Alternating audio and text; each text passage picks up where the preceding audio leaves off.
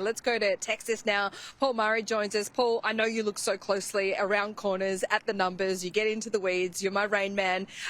First of all, we've seen the last couple of elections, pollsters really undercut Donald Trump's vote by a couple of points. So this time around, they're trying to even that out. But even in the final days of this campaign, there's some evidence that they may have undercooked it again.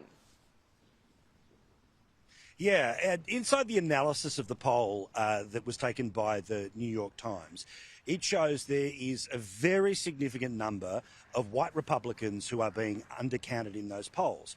Put simply, to give you an idea about, say, that Iowa poll, the pollster, I was listening to a briefing that she was doing earlier today. Yes, I'm that guy. Where she has to make 95 calls to get one respondent. Now, many of the white Republicans that are, of course, expected to be there for Trump, it's the stuff that showed up after the polls in 2016. The New York Times poll was off by 2-3 points in some states and much larger in the national picture when it comes to 2020. So the reality is that both Trump world and Harris world don't just think they're going to win, they believe they are winning.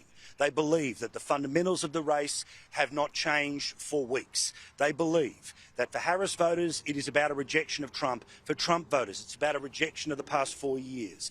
The ones to watch are the independent voters. A poll of them, 60-40. They're not better off than they were 4 years ago. Do they break for Trump? Inside the details as well, women over 65, normally a pretty solid group for the Republicans. Well, that's breaking about 50-50. But the reality is that, yes, there's a lot of talk in the media. There's a lot of overinterpretation of what was said 2 minutes ago. Just 3% of people have made their decision in the past couple of days or plan to in the next couple of days. So game day, it is just a couple of days away, and both teams think they're going to win.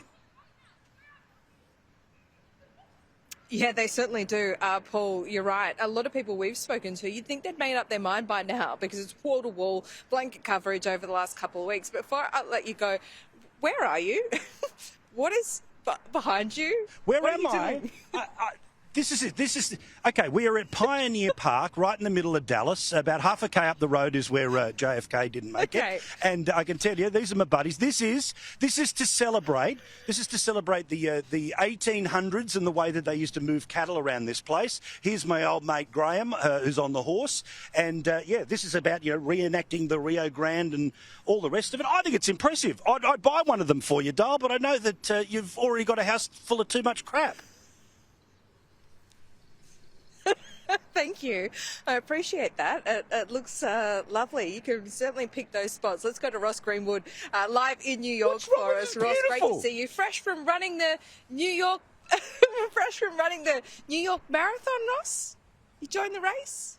Yeah, fresh as a daisy. You can see that I wasn't far behind the winner. He ran it in 2 hours and 7 minutes. I was watching him as he went past, so it wasn't too bad. I was there at least anyway. But I'll tell you the interesting thing is the whole election campaign here feels like a marathon because just to remind people, it is November 2022, so 2 years ago that Donald Trump put his hand up to be the Republican candidate to try and come back again as the President of the United States. And so from that time on, leading up until this Tuesday US time, it really has been almost an electoral marathon. And of course, Kamala Harris has come in very late into the piece. Now, there's a second part about this election. We're really talking about where the numbers will lie, but do remember that this is a voluntary voting system in the United States. But the one thing that you would have picked up, certainly where you are, and what I'm picking up here, and I was at the marathon today talking to people about this, is that people are engaged. Even people who were not going to vote were actually doing so very consciously. Just one little thing for you. It's expected here that 160 million people will vote. Now, many of them already have voted, and the fact of the matter is the turnout is likely to be some 66%, which in a voluntary system is astonishing.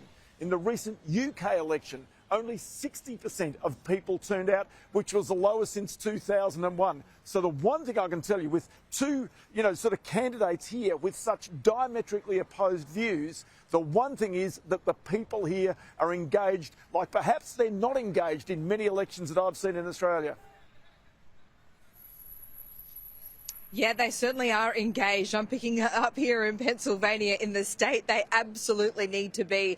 There is a rise and a consistent view of double haters as well, the people that just don't like either candidate. It is great to see all of you. Annalise, Pete, Paulie, Ross, we are so close yet so far away. 2 days to go in this election. We'll be speaking to you all very soon. I think Paul's just fallen in love with the bull in Dallas, and you know what? That is right on brand. So we'll have plenty more of that coming up right across the program here on AM Agenda. There we go. Oh, he's always a distraction for me, and a welcome one, though, I might say. We've got plenty more to bring you here live from Pittsburgh in Pennsylvania.